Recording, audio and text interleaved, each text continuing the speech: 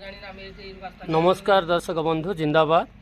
महिला जीविका सुरक्षा मंच लोक संगठन तरफ मु कुन्नाकांत बेहरा आपण मानक स्वागत जनाऊँ।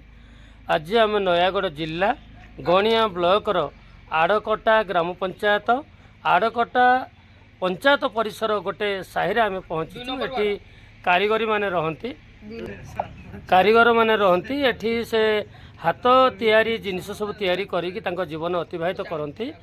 किंतु मोर कहिबार कथा है चुनी प्रधान एवं तांको स्वामी नालू प्रधान तांकर घर कथा मुझे देखी पॉलिथिन लगी।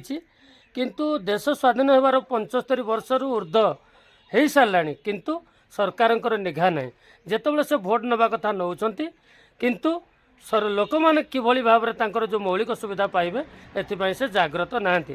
तेणु राज्य सरकार को जिला प्रशासन एवं गणिया ब्लॉक प्रशासन को संगठन तरफ आम निवेदन करवा जो चुनी प्रधान आमर नालू प्रधान यही घर प्रति टिके दृष्टि देकी तुरंत तांको घर जोगाईदेले आटलिस्ट से भलरे बंची पारे।